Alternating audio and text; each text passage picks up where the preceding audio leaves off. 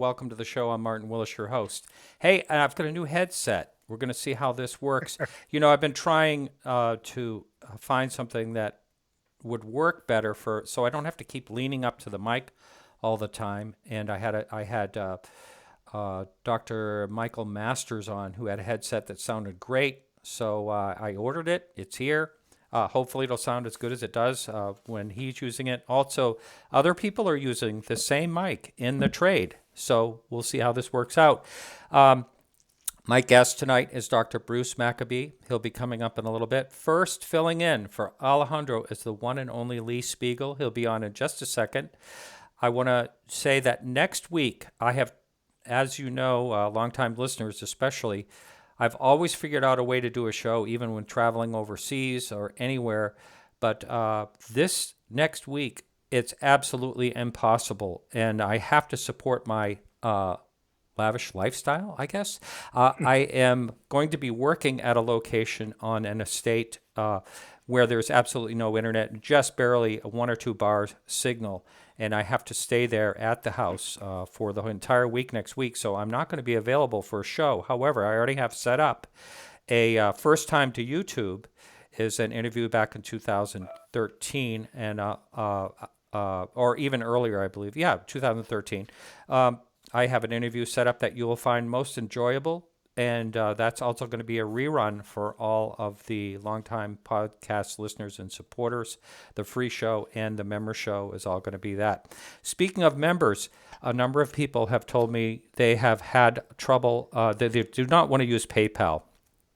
And I guess Patreon has other ways of people supporting a show. So I have a membership now on Patreon. I already have a supporter. Thank you, Chris.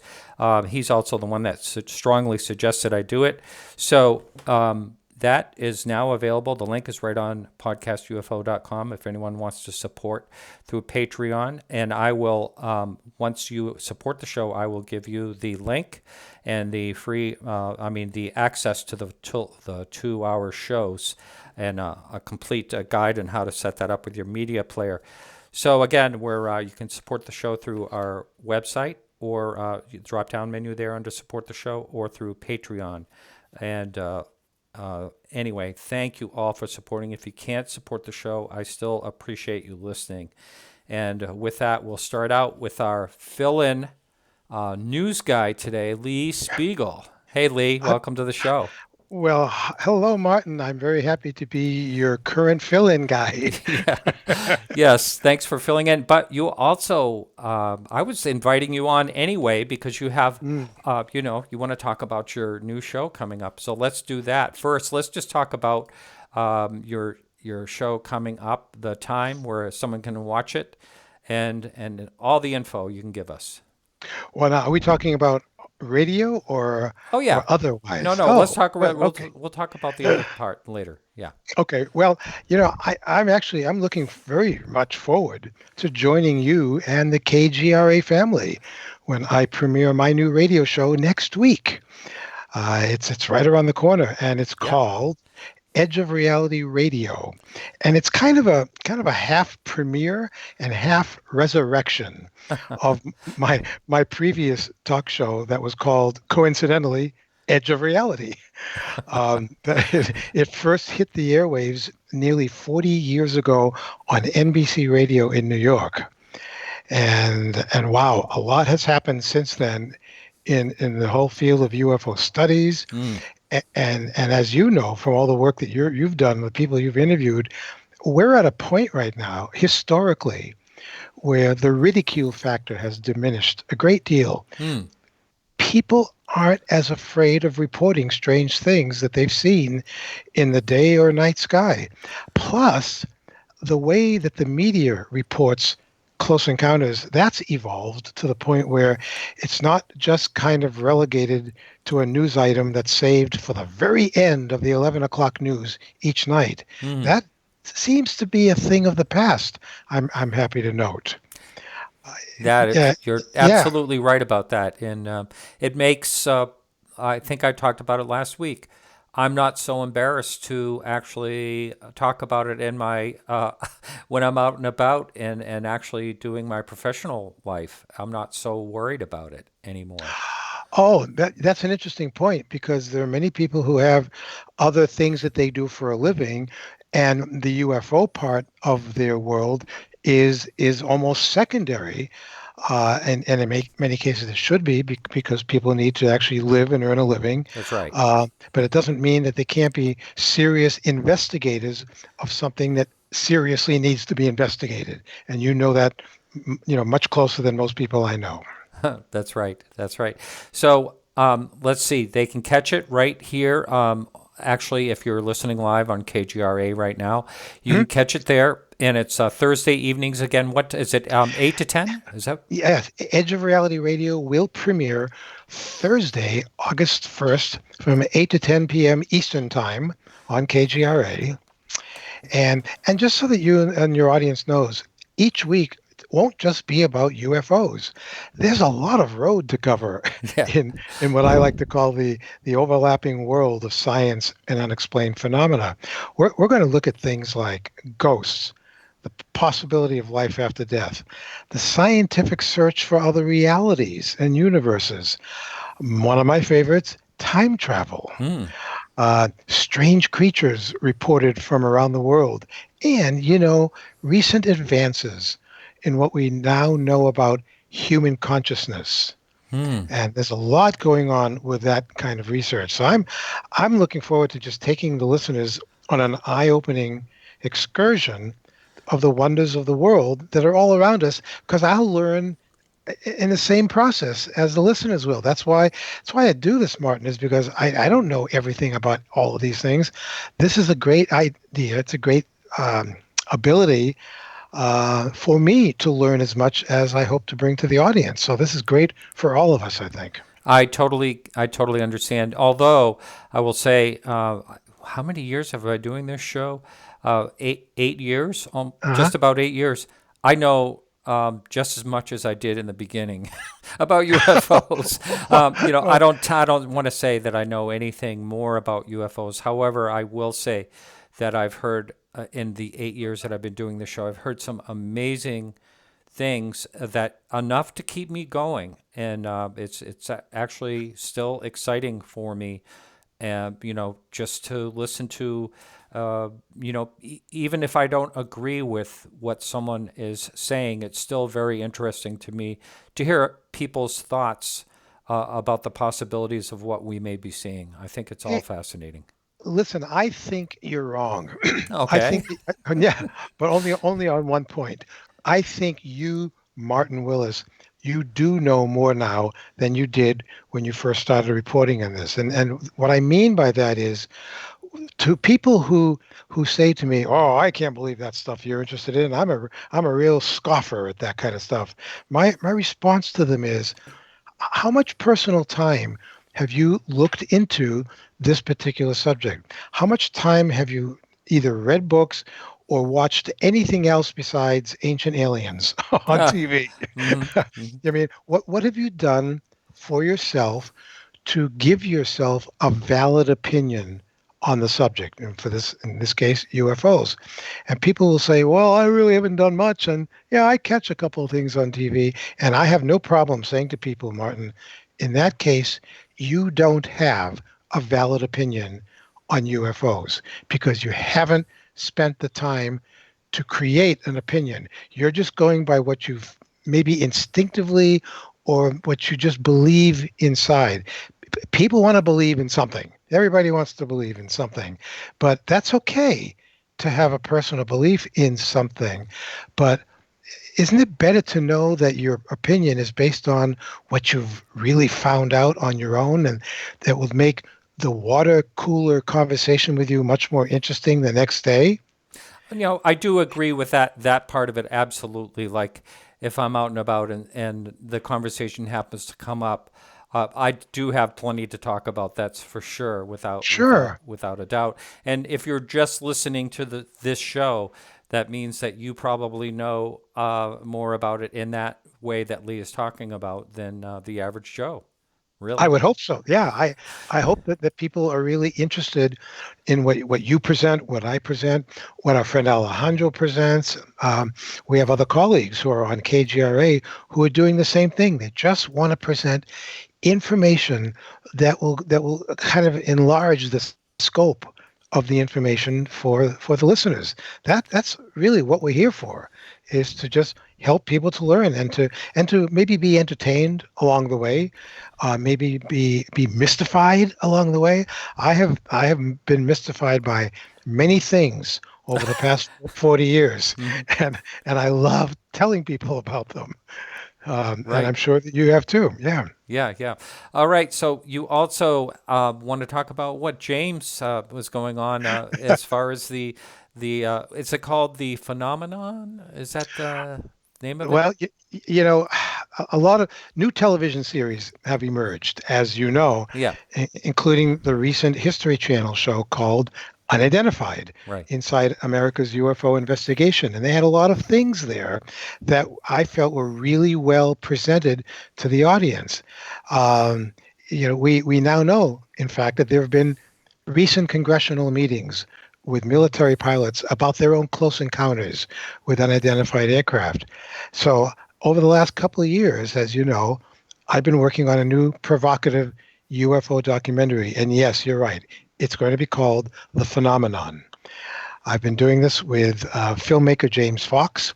This will be kind of the third film in his trilogy, his UFO trilogy. The first two films were Out of the Blue, and that was followed by I Know What I Saw. And now we're doing The Phenomenon. And we have just in the last few days, I will say, we've signed a contract with a major media distribution company, and we're looking to have our film released to the public initially as a theatrical release by the end of the year. We're very happy Wow. about this. Wow. So it Yeah. actually will be out in theaters you're talking about. That That's that major. yeah, that's my understanding, and My God. I've been pressing James for more information, and it appears that part of the deal will be to see how well will it do in theaters. And I'll be honest, documentaries don't do all that well in theaters. Right. People aren't flocking to buy popcorn and Coke to watch a documentary in a theater. So we're really hoping that this has some far reaching out to the public so that it kind of groks with them and people will resonate with this. But part two of this would be, well, beyond going to a theater, maybe to get this thing on a place like Netflix or the History Channel or other places where it'll have a bigger outreach to people. We just want as many people to see this because we've gathered some great exclusive information and interviews that won't be seen in other documentaries. Right, right. And, I got to say, I saw when Jeremy Corbell's Bob Lazar Mhm. film went out, it was in theaters in at least LA, and there were people waiting in line to see it. I was surprised to see, that was maybe a test theater or something like that. It's now on Netflix. But, listeners, of course, know my mixed feelings about Bob Lazar. But Mhm. still, that I was surprised at the turnout, for that film. Well, I'll tell you, I believe it's my understanding that the distribution company that did all the promotional for that film is the same company that's working with us now. And I'm very happy to hear that Yeah. because you need the right kind of promotion behind you to get the public to realize that there's something playing in their local theater that maybe you want to see. Hey, there are people in the chat room that are discussing now about the previous name 701. Can you tell them why that name was changed on this film? Well, the original title for the movie, and this goes back 5 or 6 years ago when James started working on this documentary. It was originally called this like 701, and that number came from I believe, of the nearly 13,000 UFO cases that the military, the United States Air Force, investigated in their Project Blue Book days back in the 60s, the 50s, and the 60s. Of the 13,000, 701 remained unidentified or unexplained. So that was a number that has always stayed that way. It hasn't changed at all. It's always been 701. So when this film started going through a variety of hands, and James was always with it from the very beginning, when it finally got to his very capable creative hands, he didn't want it to be just recognized as the 701. And we came up with, actually he came up with the idea for the title. We had all kind of contributed what we thought could be good titles, and the phenomenon basically came from one of the early documents in UFO history that I'm always Oh yeah. quoting, Mm-hmm. the General Nathan Twining Yep. document from 1947, in which he was with the Air Materiel Command, and he wrote a very famous memo that was classified at the time. And within the memo, he wrote things like, "The phenomenon reported is something very real, not fictitious, and it's extraordinary. The phenomenon." And we thought, well, yeah, let's use that phrase, because in the beginning of our film, we're going to be leading up to where the title comes in, and we're leading into it in a very dramatic way that I won't give it away now. But when the title finally appears on the screen, the phenomenon, the audience will go, "Oh yeah, I get it."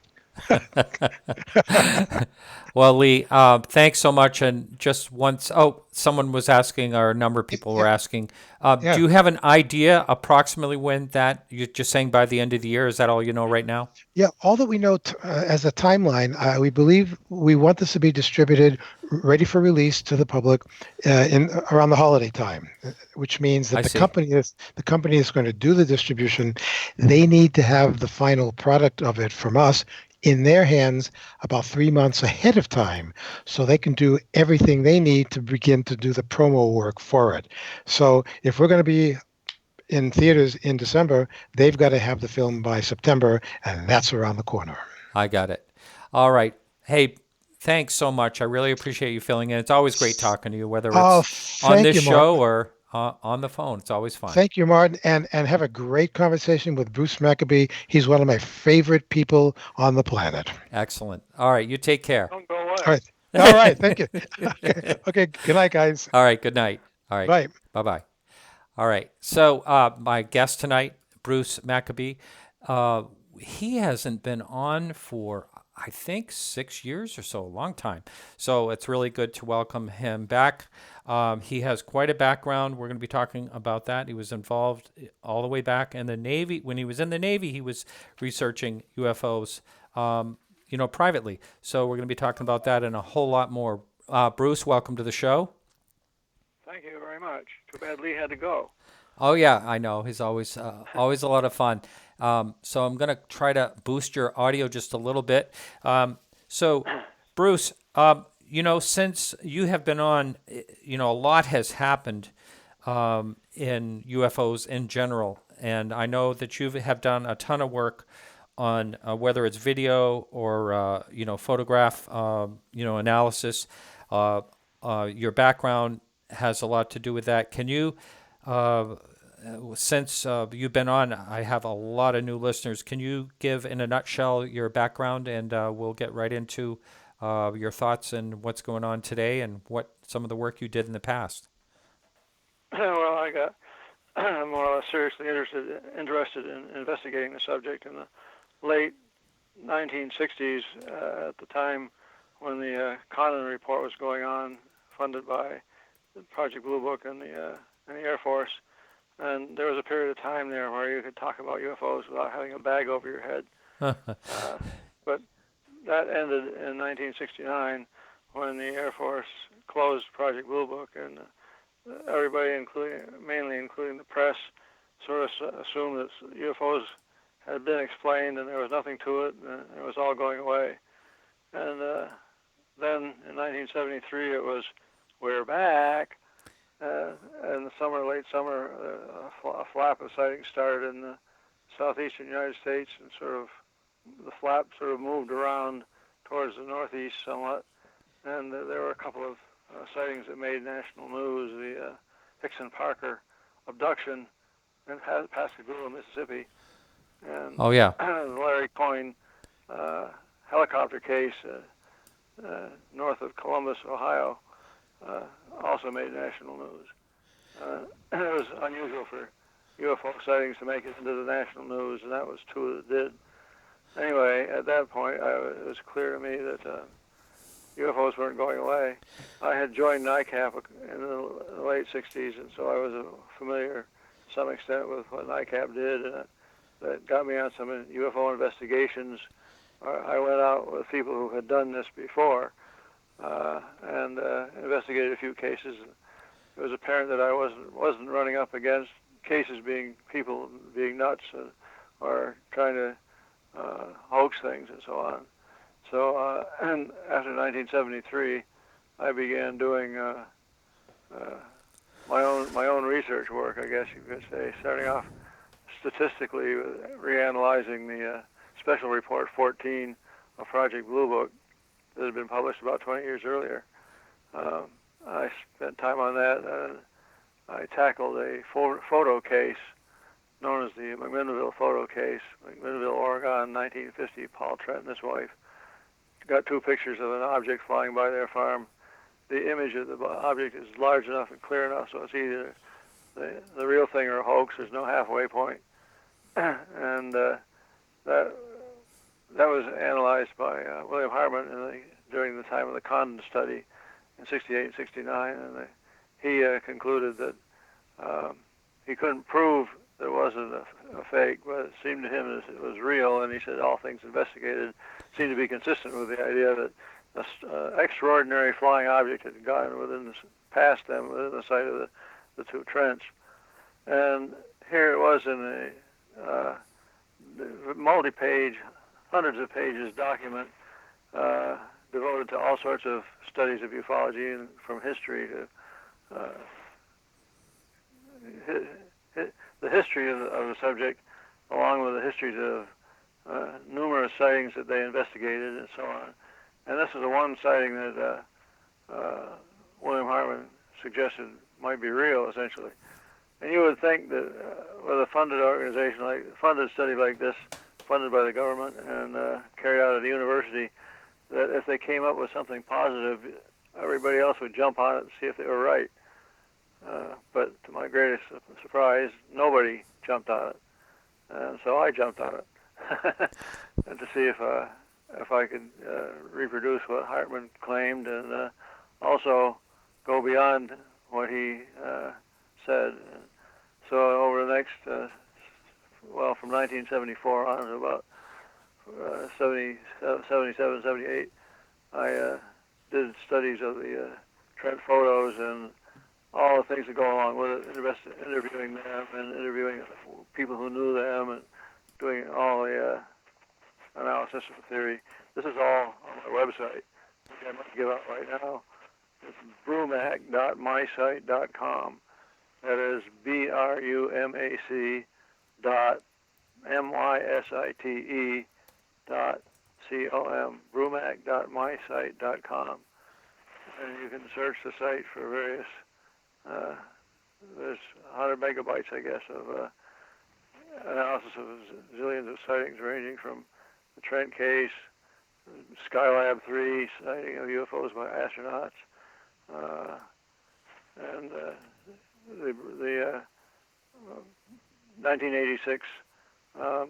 1986 Japan Airlines case, Flight 1628 over Alaska, the 2004 Mexican Air Force sighting over the Yucatan Peninsula, lots of stuff. Gulf Breeze fits in there, other things that many people have never heard of. But anyway, I started doing investigations of various things. One of the most important ones that I did, I lucked out, you might say, to be the person investigating the famous New Zealand sightings when they occurred in December 1978, involving people on board an airplane and two radar engineers in the radar room report. Anyway, I wrote up a big report on that, and that sort of led me into my contacts with the CIA, which is another serious, interesting story. I might mention that since I was on with you, I guess 5 or 6 years ago, I published 4 books on the subject.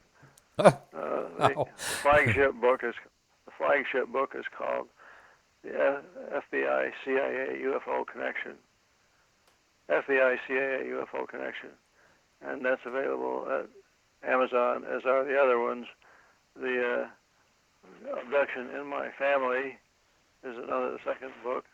Then 3 Minutes in June, which is the most complete study of the Kenneth Arnold case, analysis of his descriptions and everything that else happened with it, plus Fred Johnson, who saw these objects flying overhead just after they went out of sight from Kenneth Arnold. And then the most recent book I published called 1952, The Legacy of 1952, the Year of the UFO. Where I've been sort of reliving on Facebook stuff on the year 1952, and most recently, 17 years exactly to the day before the moon landing that we were celebrated last weekend. Flying saucers appeared over Washington, D.C. on the 19th and 20th of July, 1952. There had been a big build-up of sightings throughout the whole United States starting in April of 1952. And by July of 1952, the Blue Book was getting 10 or 20 or 30 sightings a day, far beyond anything they'd ever had before. And then on Right. Saturday the 19th of July, unknown radar targets appeared over the Washington, D.C. area, and there were sightings of radar targets and lights during the early morning hours of July 20th.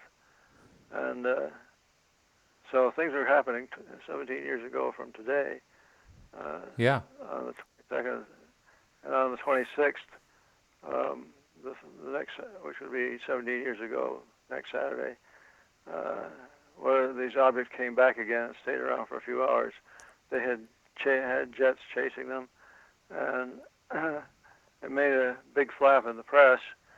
The most important outcome of that tremendous concentration of sightings in 1952 was a press conference held by General John Samford, the director of Air Force Intelligence, on Tuesday, the 29th, I think it is, of July, 1952. At any rate, his press conference lasted for over an hour, during which time he said, probably the most provocative thing he said was there were incredible people making incredible reports, words to that effect. Yeah. Giving some level of credibility to what was going on. Nevertheless, he tried to pawn off the radar detections as results of what's known as anomalous propagation due to temperature inversion. That's right. Yeah. And the temperature inversion effect has an effect on radar beam going out. The radar beam is supposed to stay up in the sky, but if there's too much of a temperature inversion, the radar beam will actually be bent downwards and hit things on the ground. And the only an experienced radar controller will be able to distinguish between what appear to be targets in the air, but are actually reflections from ground objects. And you can distinguish between those radar targets that are not real compared to the ones that are. And the experienced radar controllers, weeks and years after these events and General Samford's press conference, they were absolutely confident that what they saw were real hard targets and not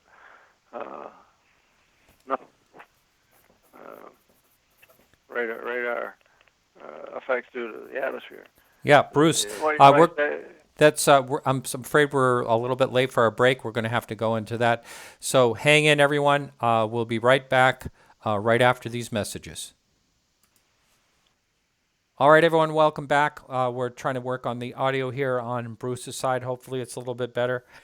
Bruce, right before we went to break, you were talking about Sanford back in July of 1952, talking about the radar inversions, and you said that people were actually saying there were hard targets. You want to kind of finish that part of it? Yes. The radar controllers themselves testified many times over the years that these were hard targets as far as they were concerned. Probably the main importance of the event was General Sanford's press conference, where he tried to explain away everything as natural phenomena. And as far as the radar targets were concerned, he was saying it was all sort of like hot air. At least that's the terminology picked up by the press.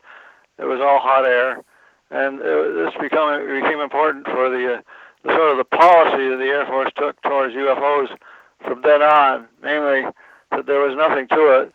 There was no threat to the United States. Forget it. Don't tell us anything that we don't want to know about UFOs. And the Air Force nevertheless continued to investigate because they had to fulfill its duty to prove that there was nothing in the sky that could hurt the United States. But anyway, that was 1952, 17 years ago, and we're still struggling under the hot air syndrome, you might say. Yeah. Thing. Right. Now, and back, a lot of people will look at the images of the Capitol building with lights over it, and that actually is, that's actually an inversion of lights, isn't it? Up in the sky, that picture that you so often see, it has nothing to do with UFOs, even though it was happening at that time. Am I right about that? Well, I can't imagine an inversion of lights. That is, lights on the ground that are seen somehow by the closest you could get would be a mirage, and the angular separation between the object of the mirage and the mirage image itself has to be less than a degree to be real. So these images of lights up above the Capitol are many degrees above the horizontal. So I don't know about these pictures that have been floating around of the objects flying past the Capitol. But a mirage, that's for sure. Yeah, yeah. I was loosely calling it an inversion just because I didn't know what to call it.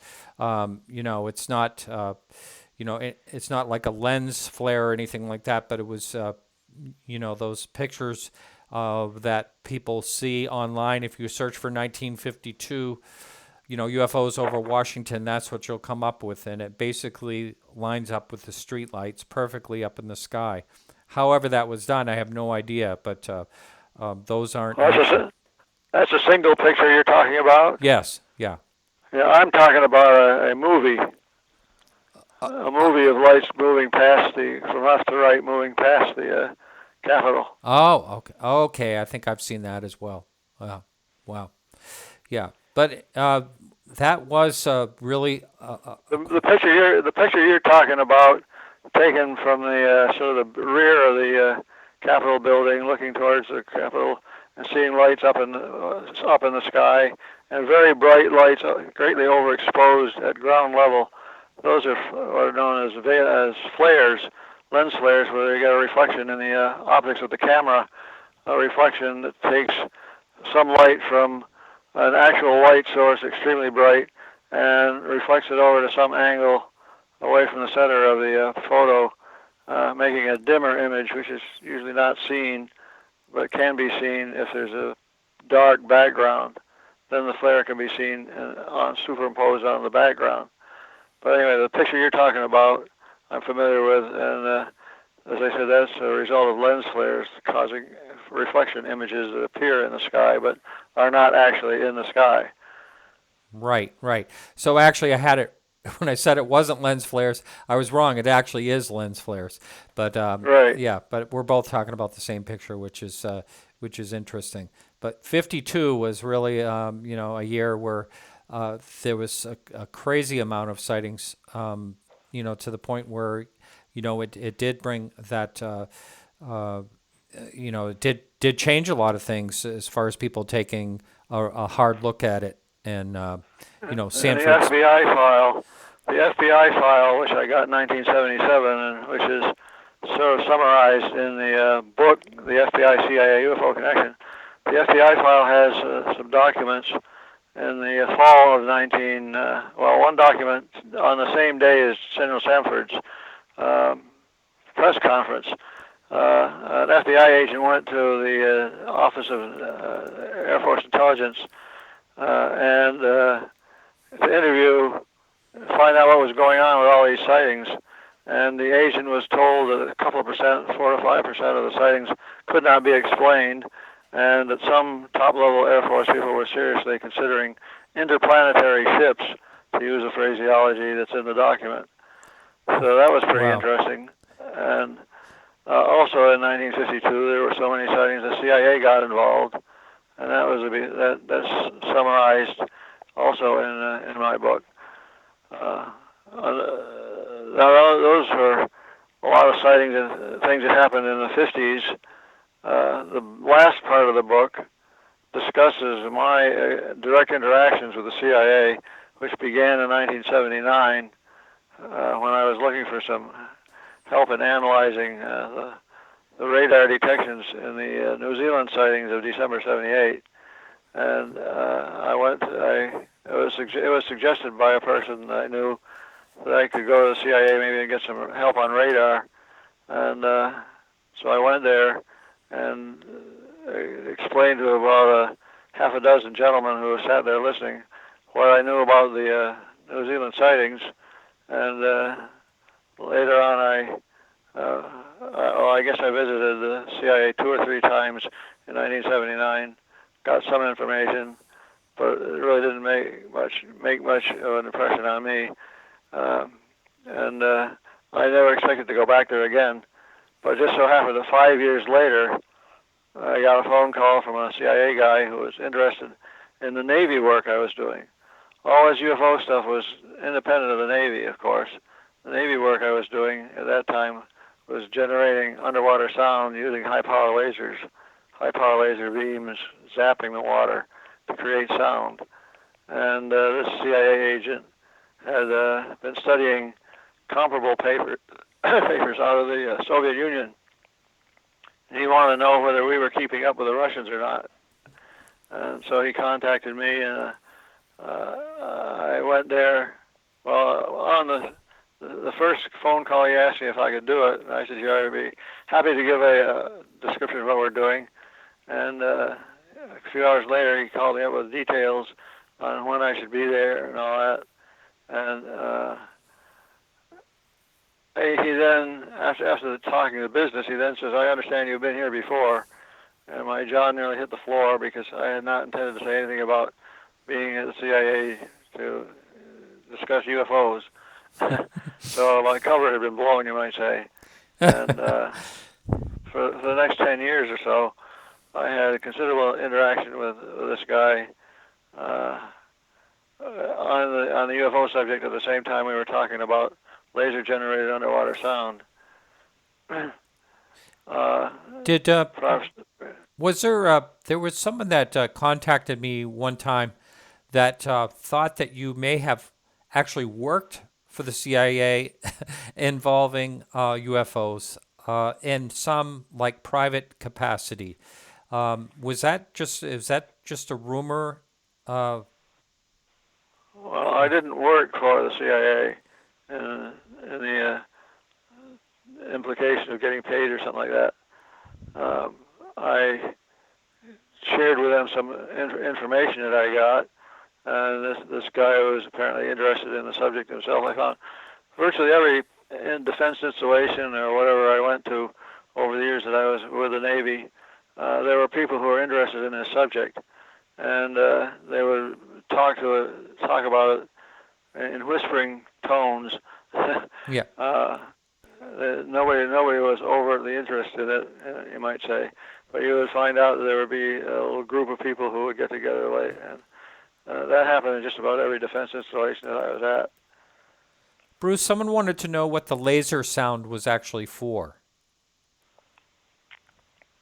We were investigating this for a number of things, but one of the biggies was anti-submarine warfare, ASW, where you could use the laser beam from an airplane, beam it down onto the surface of the water, generate sound at the surface of the water that goes down into the water, and goes down where some submarine with a sensitive hydrophone can be listening, and you could send a signal from the airplane directly to the submarine by using this interface method of generating a series of pulses, of laser pulses on the surface that generate a series of acoustic pulses in the body of water underneath the surface. Then there are also potentiality for using it for searching out for mines and other things like that. But that was the main driver, was the ASW situation, and that was the interest also of the CIA, because they could see the Soviets doing the same sort of work we were doing, measuring how far you could transmit a pulse in the water if you create it with a laser beam. Interesting. Wow. And is this something that actually was used or is used in any type of way currently? At the time we were investigating this, the Navy was looking for a way to signal submarines anywhere under the surface when they were down at some depth, and we knew they were working on a project called Sanguine that had to do with sending low-frequency electromagnetic signals out into the ocean to contact submarines. And there was sort of a minor race, you might say, between what we were doing and what they were doing with the electromagnetic. And the Project Sanguine methods finally ended up working, and so they didn't need to worry about generating sound from above with an airplane. So it never got used, you might say. Wow, that's really interesting. So, since the last time we've talked, actually, there's so much more technology out there today. I'm not really talking about anything to do with photo or video, but in detection, as you may, I'm sure you keep up on that stuff. For instance, the Navy, what the Navy has, and why the Navy is actually seeing a lot more than they've ever seen before in the skies, because of the different, the different equipment that they have, and who knows what the future is going to bring as far as technology goes. Have you been keeping up on that? One of the key things in this recent revelation about the Nimitz events in 2004, November of 2004,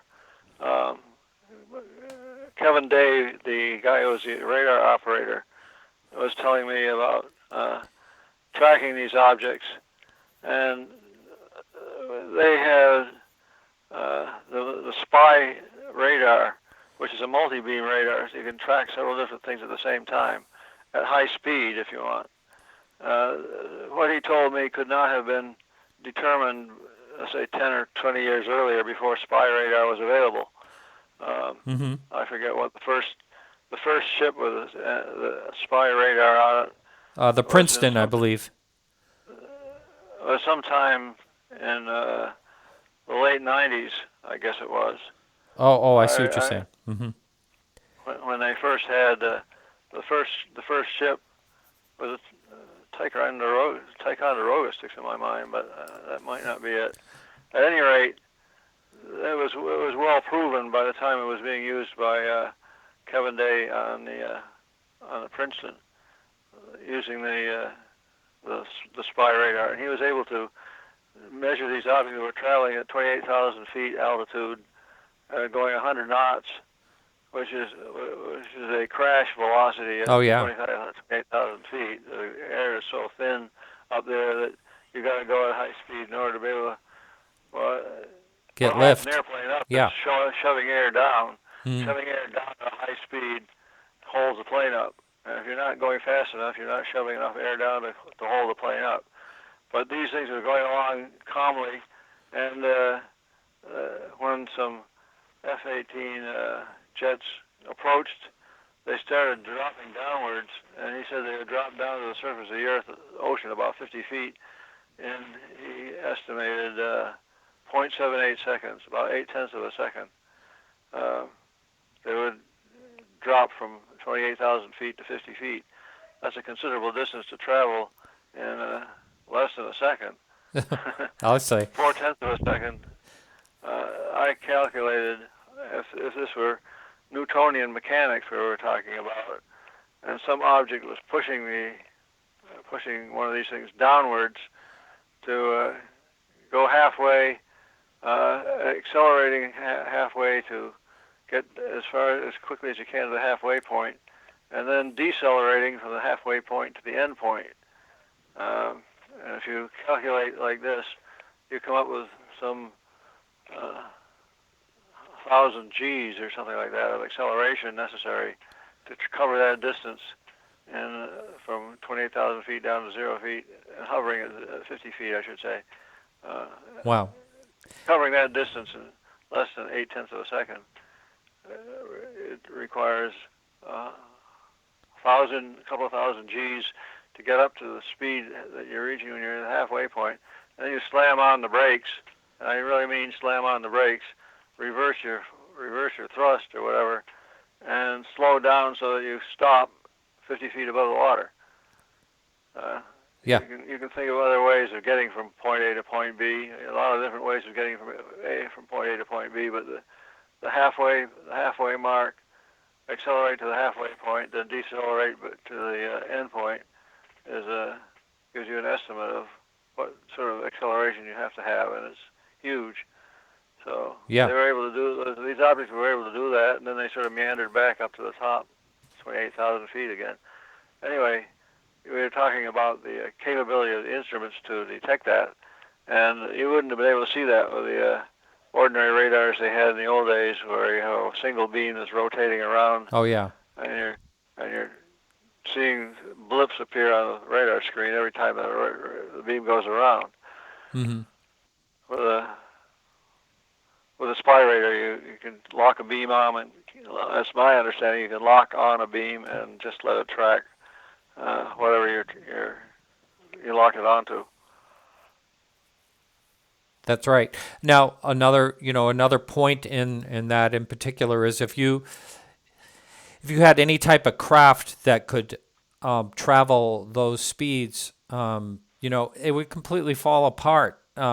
Just with 1,000 Gs, it's just not even. Never mind being inside of it. Just the craft itself, I would think, would shatter with that force. I mean, I don't know. It just seems logical that it would. Well, it was one of the things which occurred to none other than Kenneth Arnold when he thought about his sighting back in June 24th, 1947. He observed these objects in their very jerky motions as they traveled along, as he compared with a saucer skipping on the water. And that's where the term flying saucer came from. If you go back, you read my book, the 3 Minutes in June, and you'll see the complete story about Kenneth Arnold and a deep analysis of his sighting. But one of his first thoughts was these things are so jerky that they would, and going at such a high speed and changing directions, that they would turn a human being into a mush very quickly. Mm-hmm.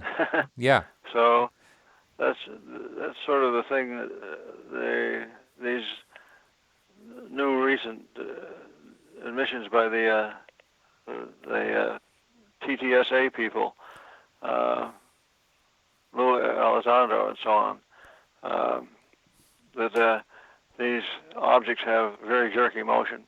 David Fravor, who was one of the F-18 pilots to see this thing called Tic Tac, said it was traveling along in a bouncing way like a ping pong ball bouncing off the wall, where you have a very sudden change in direction, and you go along easy, some velocity, and suddenly you change direction into some other direction, and the change in direction requires an extreme acceleration to do that, and that's enough to turn a human being into a jelly. That was already known, by the way back in 1947. Yeah. Earlier, the first part of this broadcast, Lee Speigel talked about General Nathan Twining's letter that talked about the phenomenon as being real and not fictitious or imaginary. And already by that time, when he wrote that letter in September of 1947, they knew these objects had very strange characteristics, such as being able to suddenly appear as if dropping down from a high altitude, so suddenly be able to disappear almost like disintegration as they took off. Capability of high speed and no recognizable features that would indicate it was like an airplane at all. That's all that stuff that has been emphasized as characteristics in recent discussions by the TTSA people. That was all known back in 1947. Yeah. So I've asked the question, what have we learned in the last 72 years? One of the things, we're just about ready to go into break here in just a minute, but one of the things I have argued more or less when it comes to people saying, oh, this is just, new technology, could be China, could be Russia, et cetera, et cetera, et cetera. I will bring up the subject, well, what about people saying the exact same things or exact capabilities, 50 years ago? How would you explain that? Because if something was out for 50 years, we certainly would know about it by now, you would think. But I think we're just about ready to go into break here. So we might as well go ahead and do that. This is Martin Willis. My guest tonight is Dr. Bruce Maccabee, and we'll be right back right after these messages. Welcome back to the show. This is Martin Willis, your host. My guest tonight is Dr. Bruce Maccabee, and good to have you on, Bruce, after all these years. So we were talking about the Tic Tac and, the amazing capabilities, and there are some cases way back. It seems to come to mind that somewhere over Nova Scotia or someplace like that on the East Coast, there were some radar tracking of UFOs many, many years ago of the 20,000 mile per hour range. Do you remember any of that type of thing? Well, I may have read about it in the past, but it's not something that I've studied, so Sure. I don't specifically recall that. Yeah, but I mean, there are many cases where people are talking about the, the aspects of the UFOs, movements and things like that. And well, high speed motion detected by radar was quite common actually back in the old days. Right. And they would see things, radar targets that weren't like an ordinary aircraft. An ordinary aircraft, when you got a radar beam sweeping around every 12 seconds, a regular airplane doesn't move that far in 12 seconds. So you would get a series of dots, returns, bright spots on the radar screen, a series of bright spots. Each new bright spot would be bright, and then it would fade downwards, gradually fade out. So after 3 or 4 sweeps of the radar, a given radar target would have faded out, and only the newer ones would be visible. But with these objects, they had a strange situation that there would be a radar target that would be sitting in one place and sitting in one place, and each time the beam comes around, it's sitting in one place, and then all of a sudden the beam would come around the next time, and the thing's gone. Mm-hmm. And with an ordinary, so it's gone off the screen somewhere.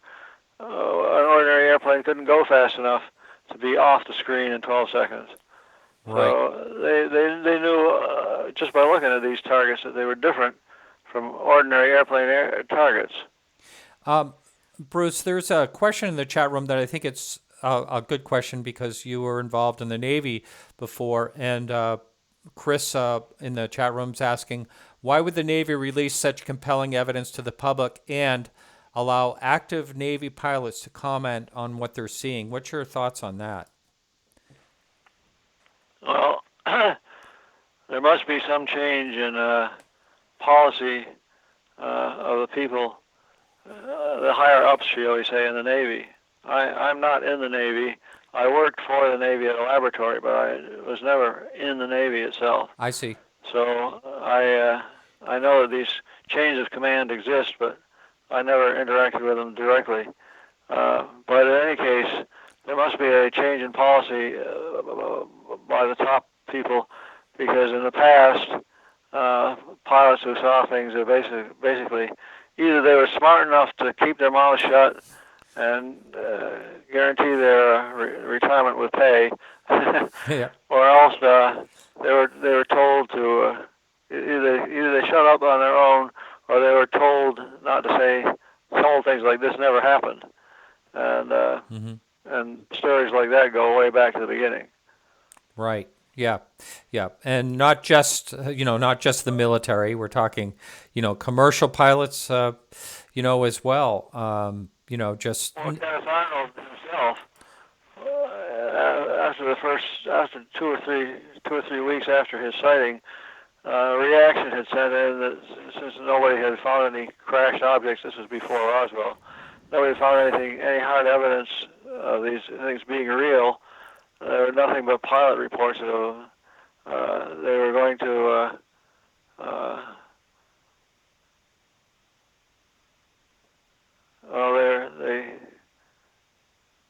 they had I sort of lost my train of thought. Pilot reports, you're basically saying? Yeah. Kenneth Arnold himself said that in later weeks and months afterwards, said that if he saw a barn flying by, he wouldn't tell anybody about it. Yeah.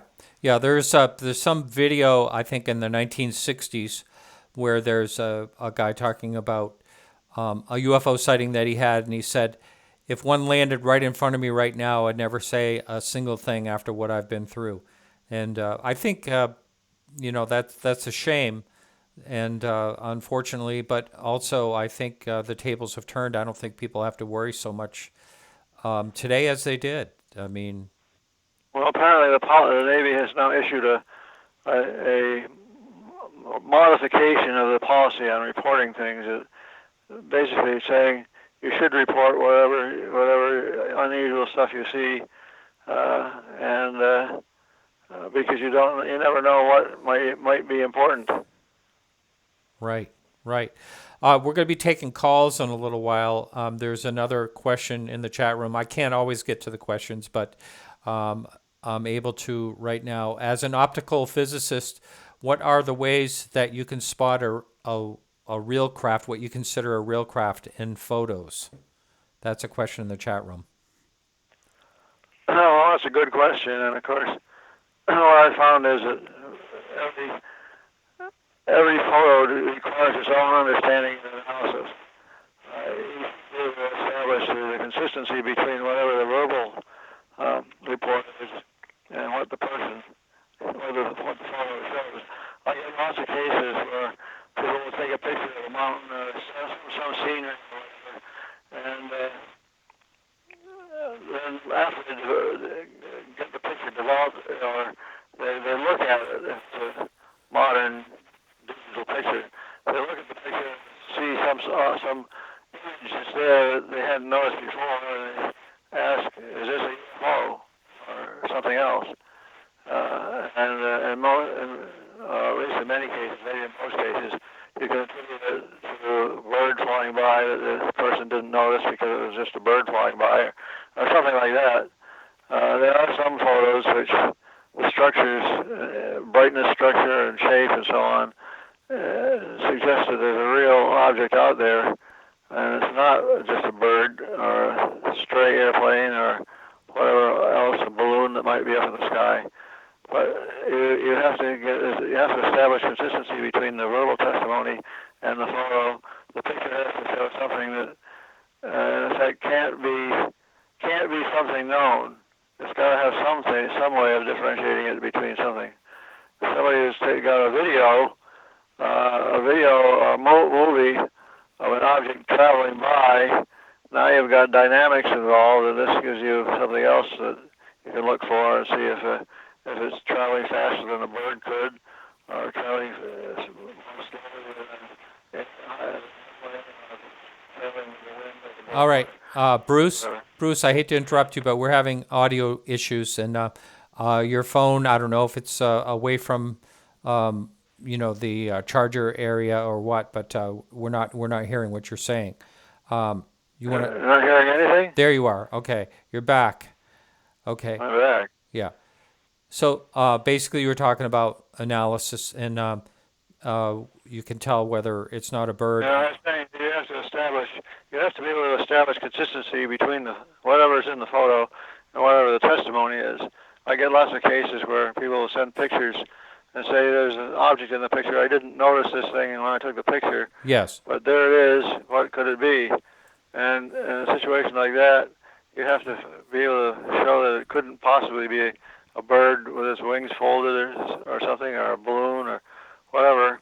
You can try to analyze as best you can. If somebody comes along with a movie or video, then you have dynamics involved, and that's hard. One thing that people always worry about is something a fake. Is it a mistake or a fake? Yep. And either a mistake or a fake is harder when you got dynamics involved. But somebody sent me a picture of lights at night. Unless these lights are doing something really strange, there's not much you can say about it. Objects taken during the daytime have to be consistent with the lighting and not consistent with a bird. You can have a bird flying by with its wings just barely visible in a photo and conclude that it's a bird. But in many cases, I end up having to say, well, I can't say exactly what it is, but I'm not going to add it to evidence for UFOs, Right. flying saucers, or whatever they want to call them. Yeah. A lot of times, the things that people see are a bug or a bird. I had someone recently sent me some news video during a news show, and they said, "Was that a UFO?" And my first thought was that it's a bug, kind of close to the lens, going by really quickly. But I didn't know, in particular. But would you say that the most common thing, as far as what people thinking they're videoing, when they think they're videoing a UFO that they didn't see live, but they look back, is that the most common, a bug or a bird? Well, I've never done any statistics on this, so I don't know. But I was going to say, if you are confronted with a photo in which the distance, mountains or something like that, are focused, and you get an image in some place in the picture which appears blurry, it doesn't have hard edges to the image, then you can argue that the whatever it was moving, perhaps close to the camera. Could be a bug traveling at some distance. The witness might say that if the witness says he didn't see anything, the chances are it's a bug. Yep. Something that he wouldn't pay any attention to anyway. If the witness says, "Oh, I saw this craft come down and hover and zip off or whatever," then you've got more to work with. And as I said, you have to establish that the photo is consistent with the verbal testimony. We've got plenty of stuff to work with. One of the most data-rich cases that I ever investigated was the New Zealand sightings of December 31st, 1978, which involved just about everything you could ask for. You got two radar guys watching on the ground radar. You got the pilot and co-pilot of this freighter aircraft. They have radar in the airplane. And you have a very unusual situation where you have a news crew on board. The news crew has color movie film. They have a tape recorder so they can tape their impressions in real time. And there's a tape recorder at the air traffic control center, the radar room, so you know what the radar people are saying, and you can almost regenerate the sighting minute by minute with all this information. And it involved lights that could not be explained of various types. The airplane was flying from Wellington, New Zealand, south to Christchurch at 1 o'clock in the morning for one set of sightings, and then an hour or so later they flew back north and through the same area east of the South Island of New Zealand, and they saw and filmed more lights, including a light which is almost like the creature whatever was running this light was like mimicking the flashing red light that was on top of the aircraft. The aircraft had a flashing red light on the top and a flashing red light on the bottom. Mm-hmm. These are standard lighting for the aircraft. Yeah. And this object was 20 miles away according to radar, and it was having a flashing light, flashing at the same rate as the lights on the airplane. Very strange situation. Really? It requires several hours discussion all by itself. Yeah. Then, of course, I also got involved with the sightings in Gulf Breeze starting in 1987 with Ed Walter's photos and going through the dozens of other witnesses who saw things over the following couple of months. That was an extremely data-rich situation. All this stuff is, to some extent, or sometimes to a large extent, on my website, which I'll give again, brumac.mysite.com, BRUMAC.MYSITE.com.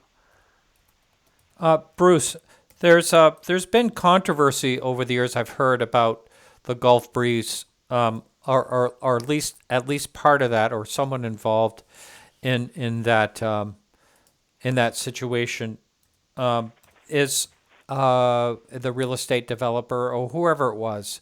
Am I getting? I'm not sure if I'm getting my actually historic part of that wrong or not. But was Ed Walters, did his story pan out all the way, or was there some issues? Well, there were plenty of issues. Big argument ended up being between MUFON and CUFOS as to whether or not it was real. Those of us who actually talked to Ed and were on the spot interviewing tended to believe that he was telling the truth.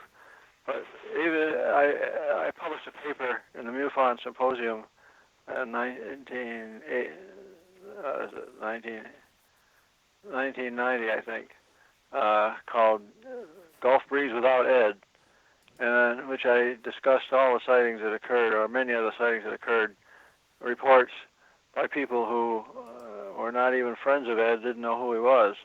There were literally hundreds of reports over a period of 6 months there, and sightings continued on starting in November of 1987. The first burst of sightings continued through the spring of 1988 until July of 1988, and then the sighting rate dropped precipitously and started up again in 1990, the late 1990, with the so-called red Bubba sightings of some red object moving through the sky, and other things seen moving through the sky shouldn't have been there, at the very least because it was in the landing zone for Pensacola Airport. At any rate, there were on my website. I've got a number of cases that involve photos and photo analysis. And I also have a long discussion. A guy by the name of Jerry Black, who's now dead, challenged me to explain, to prove that Ed actually Ed was telling the truth. And this discussion that I had with him is posted on my website. Do I have very, Go ahead. Very long and detailed situation. In the MUFON Symposium of 1988, I gave an impromptu lecture on the Gulf Breeze sightings. Everybody was waiting for some comment on what was going on. And for me, the real key to proof that this is real were his stereo photographs. He's still the only person that ever takes stereo photographs of a UFO, so far as I know.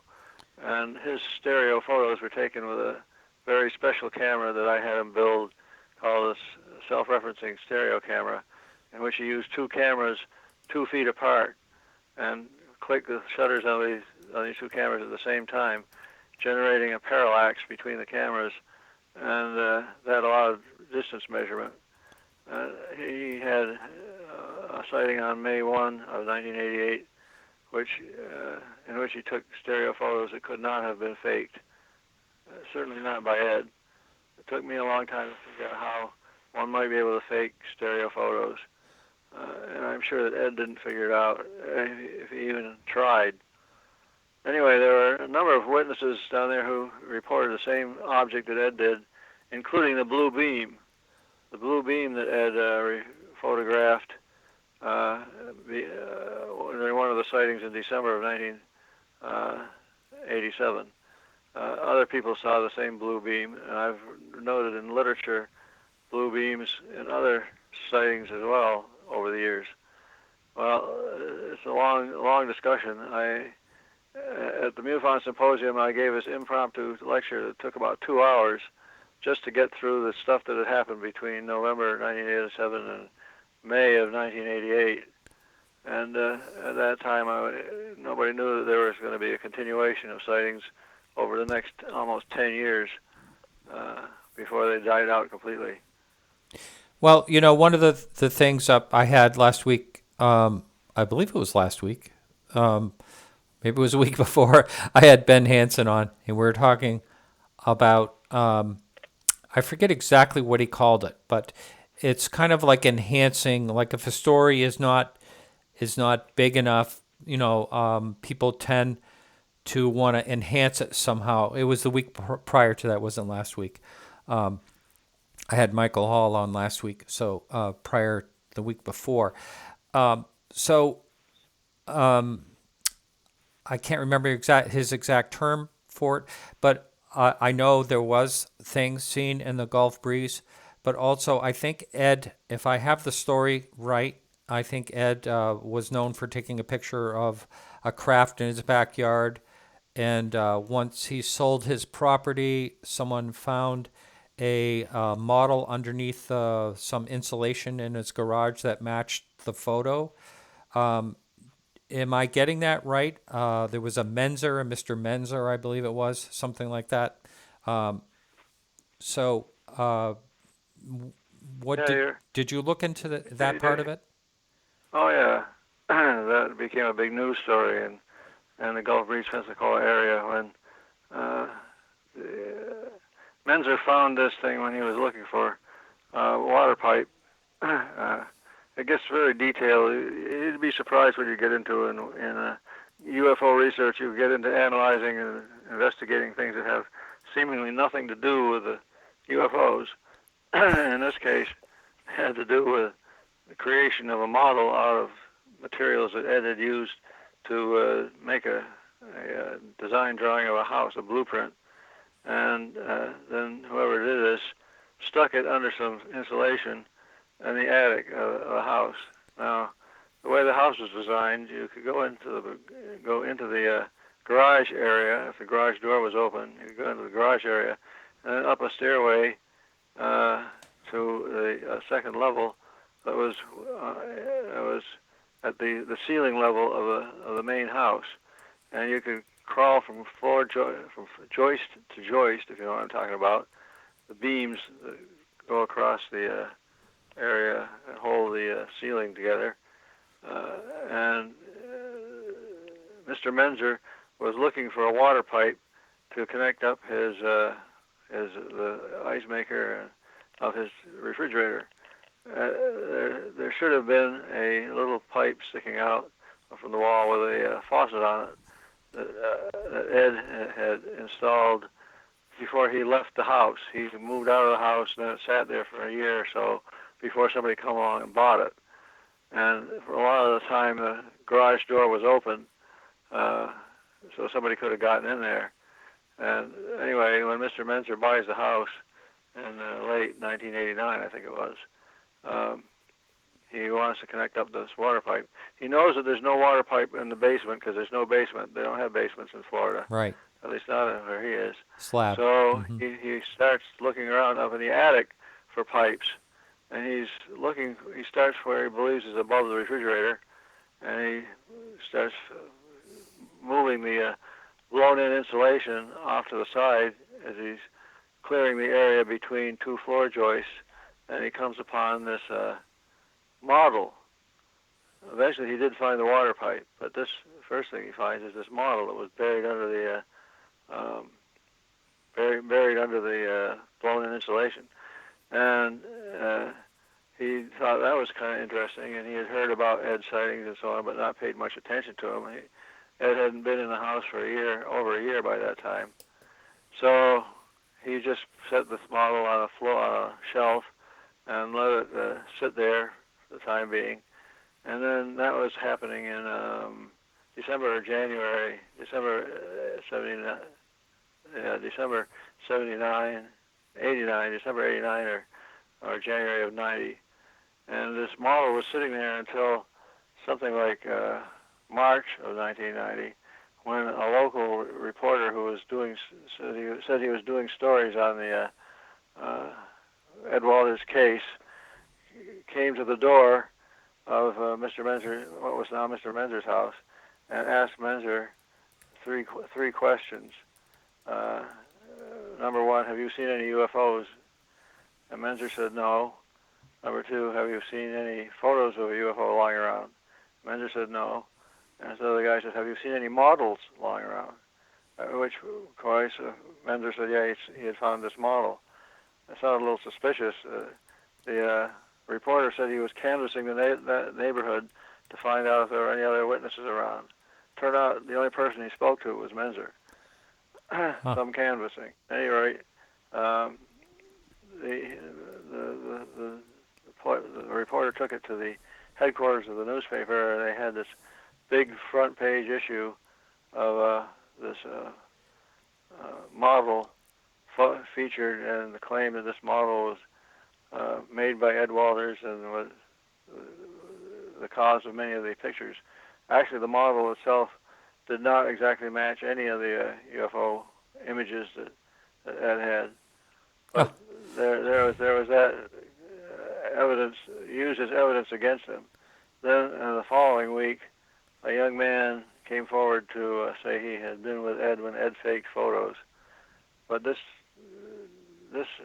young man's testimony by itself was questionable, because this young man presented a series of 5 or 6 pictures of UFO, which he said he had taken himself.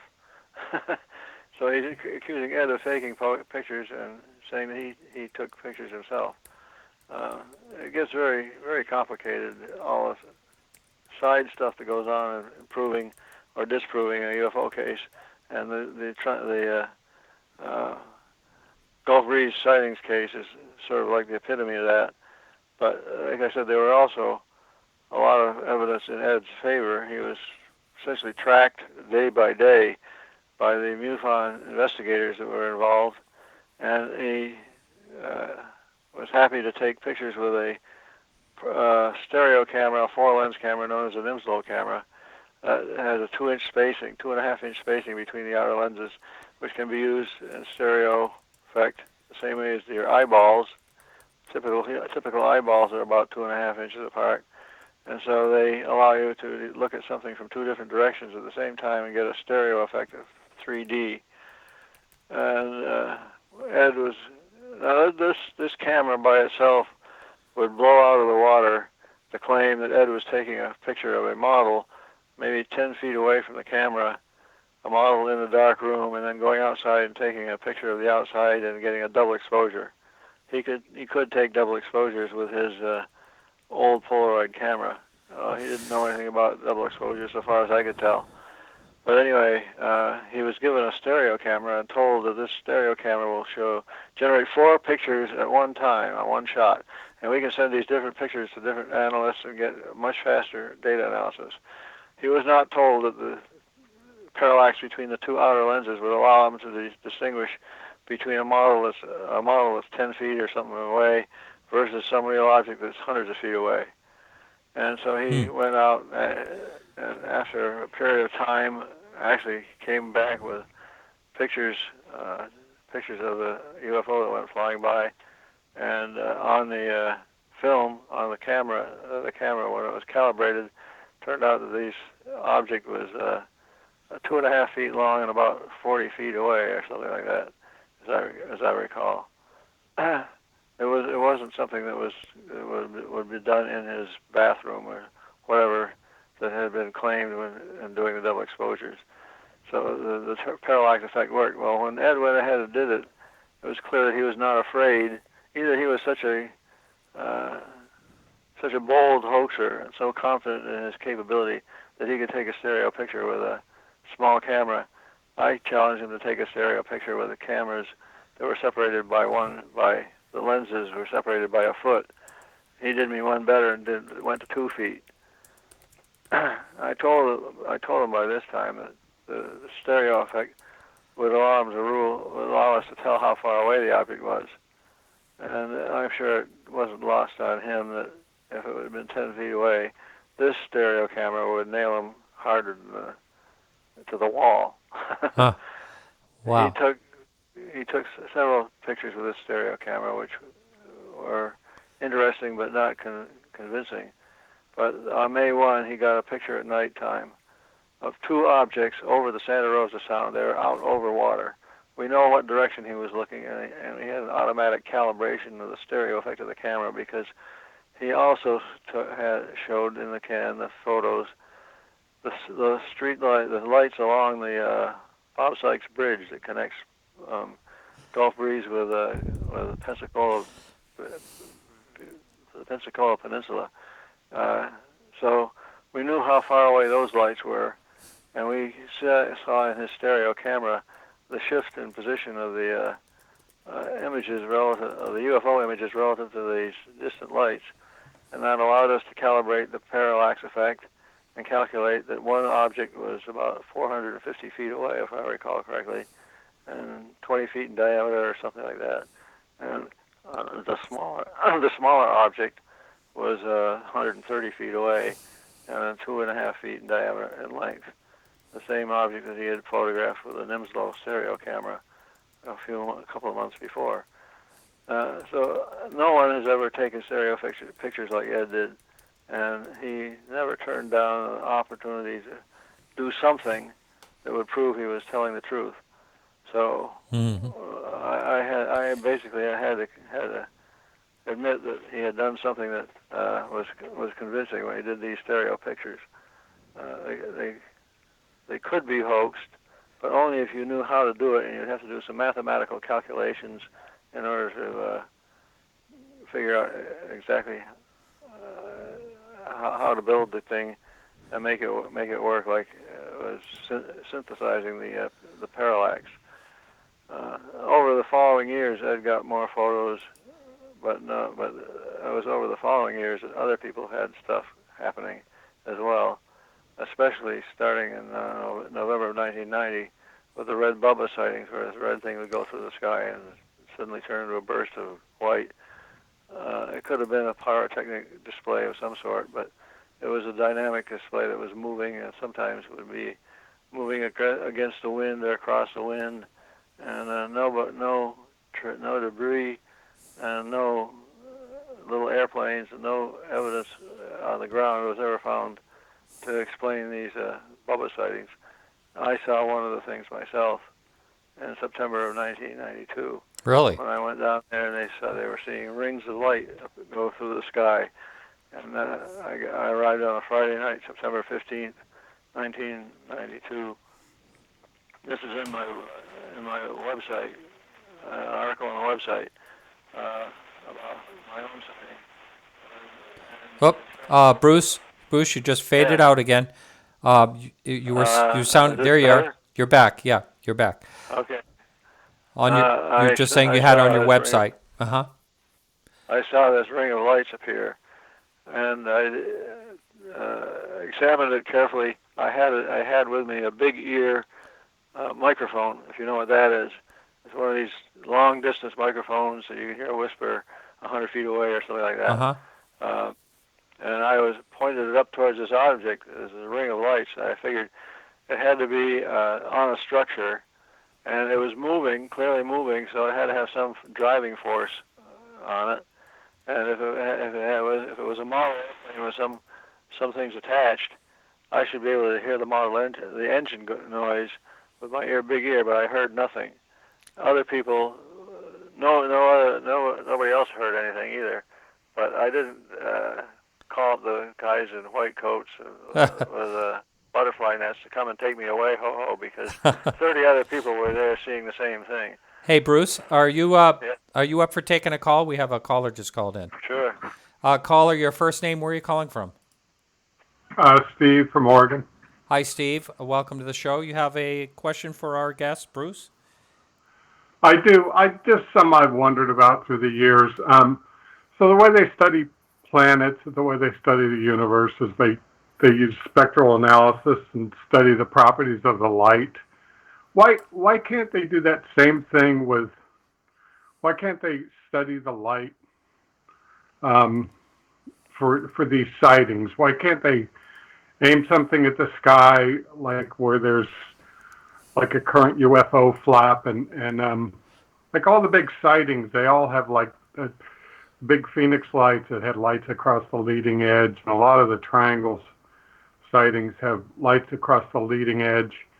And why can't they study the properties of the light and then rule out like known types of aircraft lights and things like that? Yeah.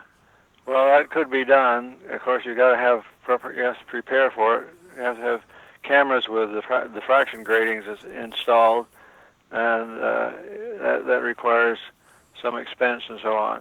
Well, just you're in luck, you might say, because that happened at Gulf Breeze. They had so many sightings of this red bubba that they decided they always took measurements, and there were several different people taking photographs at the same time that this object would be moving through the sky. Well, Ed Walters got a hold of a diffraction grating and stuck it into a camera, and he had his camera ready with a diffraction grating, and there were had been so many sightings there was, as a result of I don't know what, but they were having sometimes a sighting every night for days on end. And I forget the date now, but one of those days, Ed had this diffraction grating in, and a red light thing appeared, and what was it? He got a photo of it through the diffraction grating.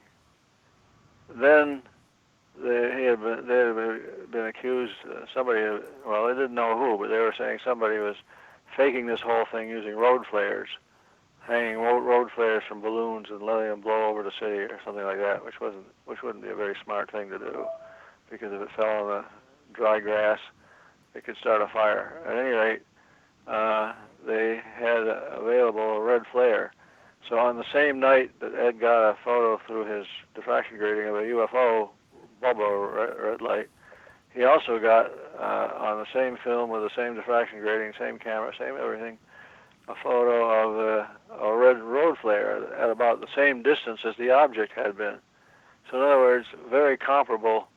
This is exactly the scientific technique you want to do: minimize the variables, make sure that anything that's variable is the same for both experiences, one with the unknown and one with the known. And when you compared the diffraction grating of these two things, the diffraction grating of the unknown was different from that of the flare. So that sort of nailed that one case. It wasn't a road flare. We don't know what it was, but it wasn't a road flare. And it was proven by the diffraction grating. So is there like a database of light types where they can just rule out like airplane lights and yada, yada, yada? I mean, all the different types of lights? Well, there are regulations on what types of lights should be there, like a green light on the right side of an airplane, a red light on the left side. It's a regular T-shaped airplane. A white light in the front, maybe headlights pointing forward, or white lights, a white light on the tail or something.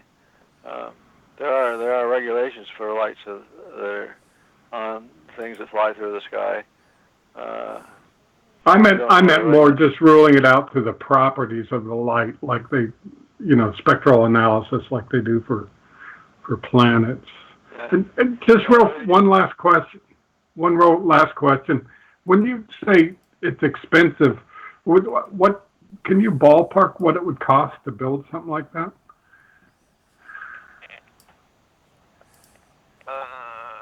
Well, if you're going to try to put a diffraction grating inside a camera, I don't know what diffraction gratings cost.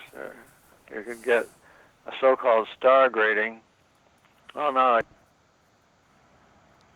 Whoops. Okay.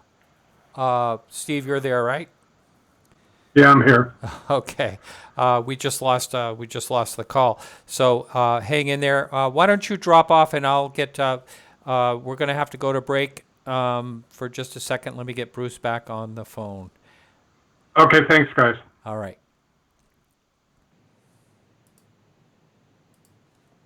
I'm sorry we had technical dropout. Yeah, the phone dropped on poor Bruce. He was probably in the middle of a long-winded sentence, and we lost our caller. It was my most profound statement. It was, wasn't it? Yeah. UFOs are real. Yeah. Oh, that's Stan Friedman's saying. But we're having people trying to call in too, so they're absolutely welcome to call back. Bruce, until someone calls back, though, you were kind of explaining. I don't know exactly where it dropped, but you were kind of explaining. I don't know if you had a thought to finish real quickly on. Well, I was asked how expensive it would be to set up something. Yeah, that's right. Yeah. If you got to have a good camera to begin with, and then you can get a so-called star grating that is three gratings form a triangle, and you stick this in the camera, and it splits the light into patterns, into lines of multiple colors, as the diffraction grating creates the diffraction pattern of whatever light it is. So you could get some information out of that. The star grating is not that expensive. I don't know, 10, 20, 30, 40 bucks or something like that. A good diffraction grating could be a lot more expensive. And of course, any instrumentation you can use is always better than none. Like there have been people who have set up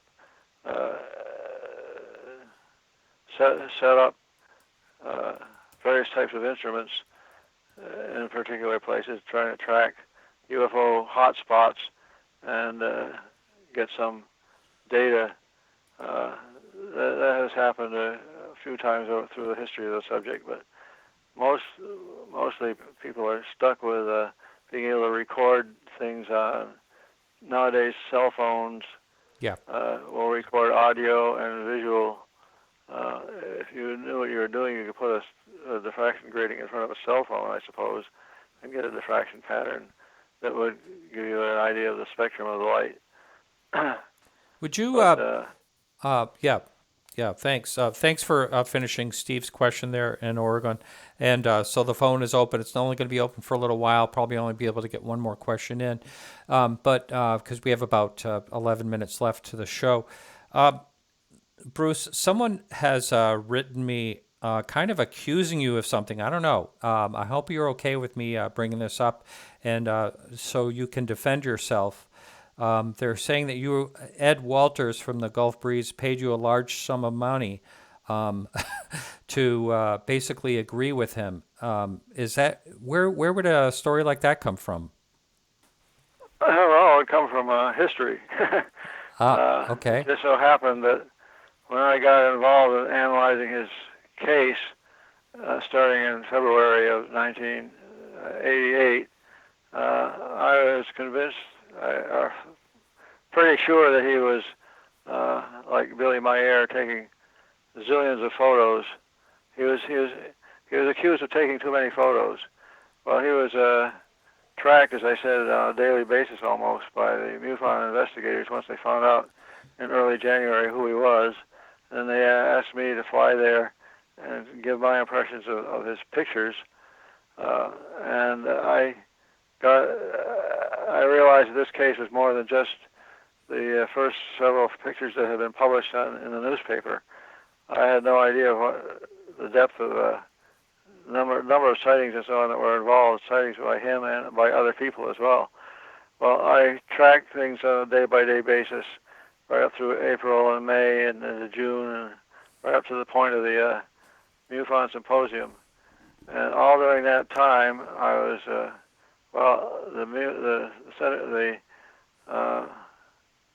I managed to get money from a UFO organization to travel, the cost of traveling to Gulf Breeze, the airplane costs, and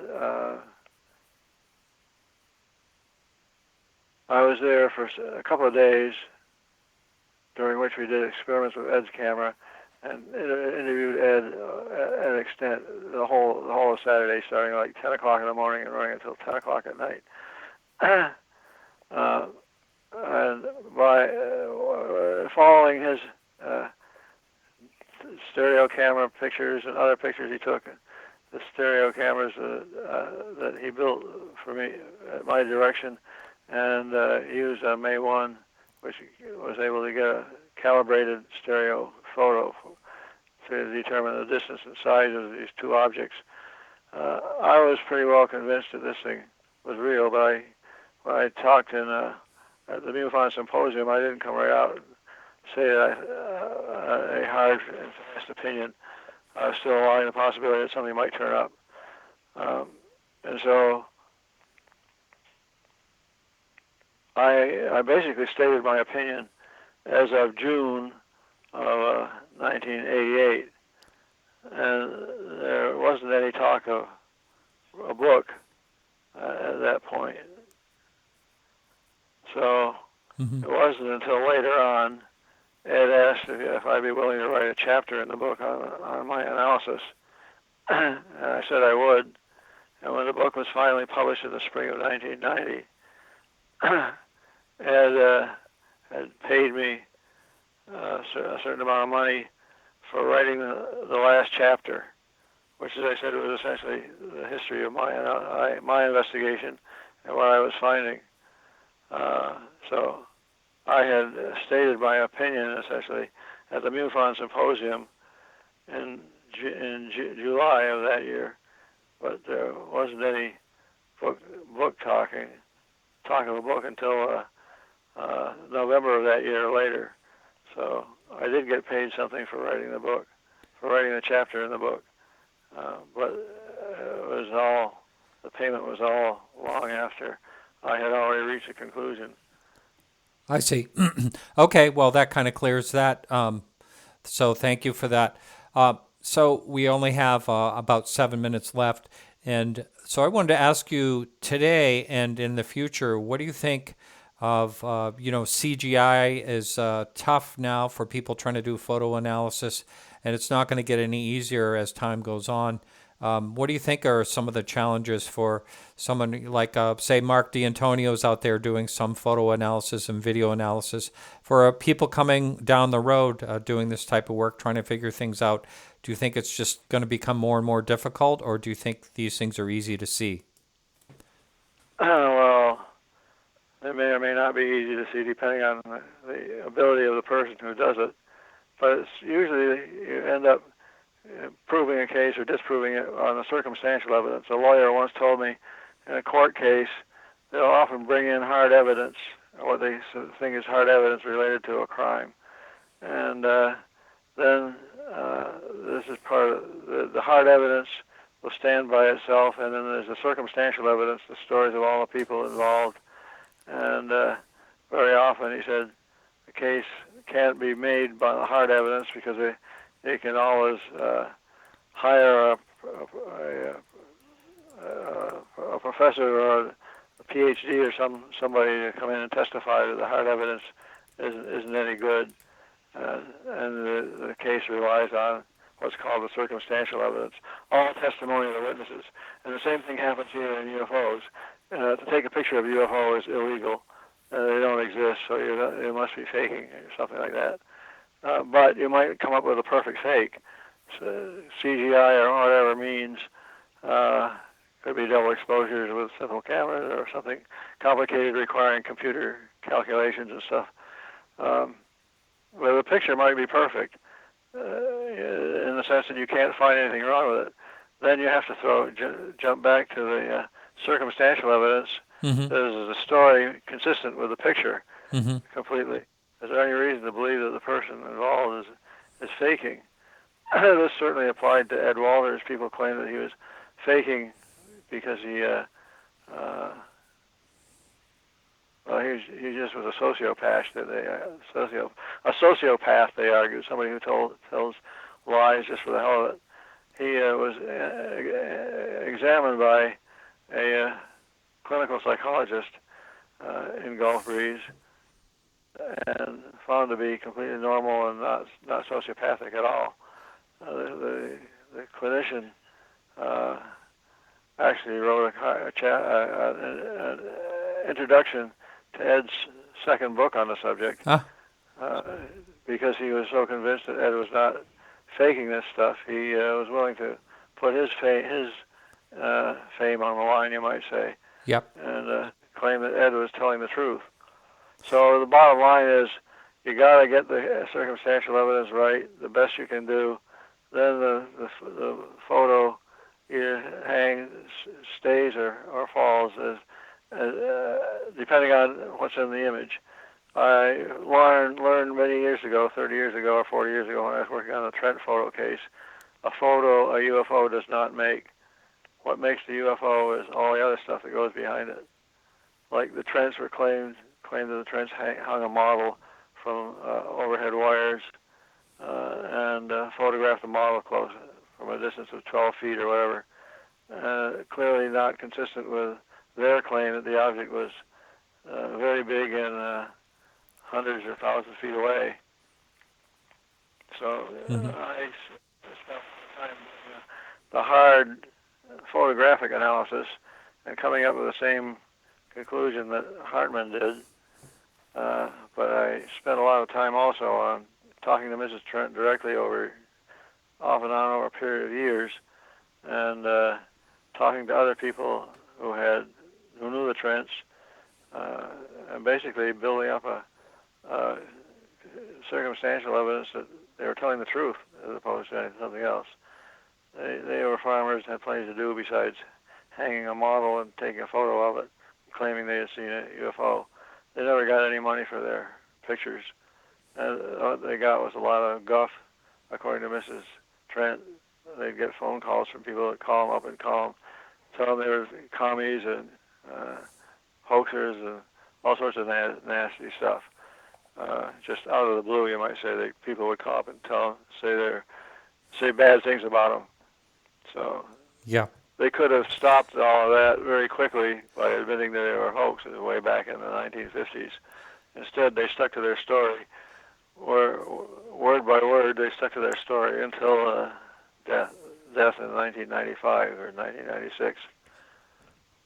Yeah, there's And of course, their yeah. kids are alive too. If you were somebody who was interested, could go and interview the children of the Trents and see if they think the Trents faked it. There are, I think there's someone that is claiming that they see a filament in that image with high definition analysis. I don't know. Well, that's a claim that's been made by some people.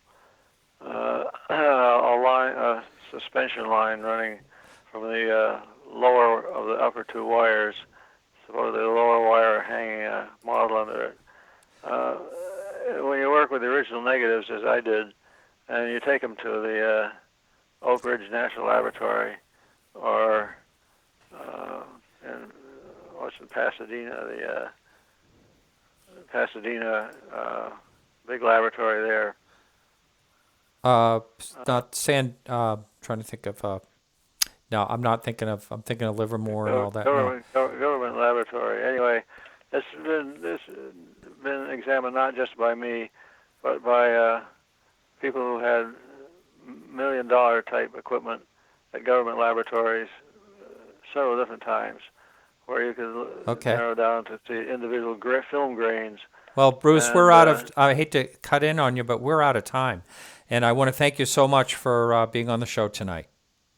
Well, thank you for having me. It's been enjoyable. All right, you take care, and I'll talk to you soon. Let's not wait another 6 years. Yeah. Okay.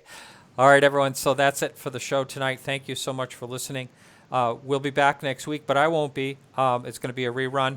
Again, I'm sorry I can't make it. There's just absolutely no way I can make it. So thank you all for listening. And remember to keep your eyes to the sky.